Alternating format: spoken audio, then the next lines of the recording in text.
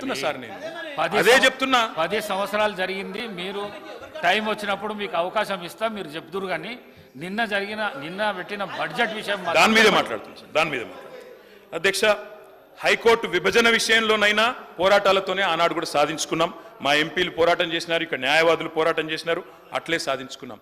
కృష్ణా జలాల విషయంలో tribunal తేల్చాల, tribunal ద్వారా రెఫర్ చేయాలని చెప్పి దాదాపు 10 ఏళ్లు వెంబడబడితే మొన్న చివరికి కేసీఆర్ గారు గట్టిగా నిలదీస్తే చివరికి కేంద్రం దిగొచ్చి కృష్ణా జలాల పంపిణీ విషయాన్ని మొన్న ట్రిబ్యునల్కి ఎన్నికల ముందు రెఫర్ చేసింది అధ్యక్ష.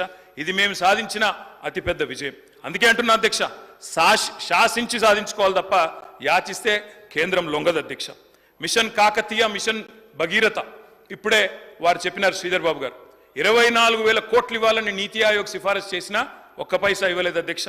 అందుకే వారి నీతిమాలిన రాజకీయాన్ని అప్పుడు కూడా ఎండగట్టినాం, ఇప్పుడు కూడా ఎండగడతాం అధ్యక్ష. గిరిజన యూనివర్సిటీ కొర్రీలతో అడ్డం పెడితే చివరికి పోరాటాలతోనే సాధించినాం. కానీ ఈ బడ్జెట్లో ఒక్క పైసా కూడా యూనియన్ బడ్జెట్లో రాలేదు.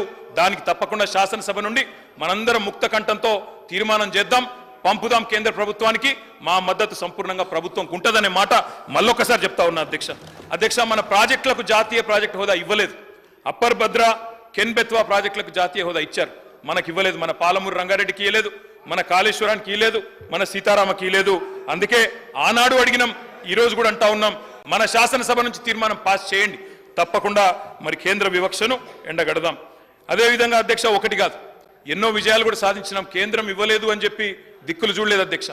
ఎన్నో విజయాలు సాధించినాం. కాలంతో పోటీపడి బ్రహ్మాండంగా పర్యావరణ అనుమతులు సాధించి వాయు వేగంతో ప్రాజెక్టులు కట్టినాం. నిన్నగాక మొన్న చూశాను, బట్టి విక్రమార్క గారు సీతారామ ప్రాజెక్టు పంప్ హౌజులు పోయి ఆన్ చేసినారు అధ్యక్ష. అది కాలంతో పోటీ పడుతూ కట్టింది బీఆర్ఎస్ ప్రభుత్వం. పంపులు మీరు చాలు చేయొచ్చు కానీ కట్టింది కేసీఆర్ గారు అనే మాట ప్రజలందరికీ తెలుసు అధ్యక్ష.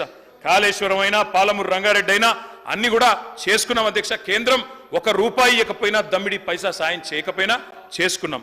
మా కొలువులు మాకే దక్కాలి అని ఒక ఉద్యమ నినాదాన్ని నిజం చేస్తూ 95% రిజర్వేషన్ నియామకాల్లో, గవర్నమెంట్ నియామకాల్లో సాధించిన ఒకే ఒక్క రాష్ట్రం భారతదేశంలో తెలంగాణ అధ్యక్ష. ఈ విషయంలో కూడా కేంద్రానికి అభ్యంతరం ఉంటే ఒప్పించినాం, మెప్పించినాం, అల్టిమేట్ గా సాధించినాం అధ్యక్ష. కాజీపేట కోచ్ ఫ్యాక్టరీ గురించి వారు ప్రస్తావించారు శ్రీధర్ బాబు గారు. ఎస్, తప్పకుండా అన్యాయం జరిగింది కాజీపేట ప్రజలకి, వరంగల్ ప్రజలకి. అక్కడ కోచ్ ఫ్యాక్టరీ పెడతామని మాటిచ్చి మేము 10 ఏళ్లు పర్సూ చేస్తే ఆఖరికి ఒక రిపేర్ వ్యాగన్ ఫ్యాక్టరీ పెట్టినారు అధ్యక్ష. అది ఎంత మాత్రం కరెక్ట్ కాదు. తప్పకుండా కోచ్ ఫ్యాక్టరీ విషయంలో కూడా అందరం కూడా కలిసి కొట్లాడదాం.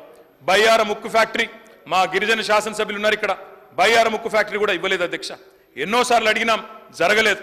తప్పకుండా ఆ విషయంలో కూడా ప్రభుత్వంతో కలిసి వస్తాం.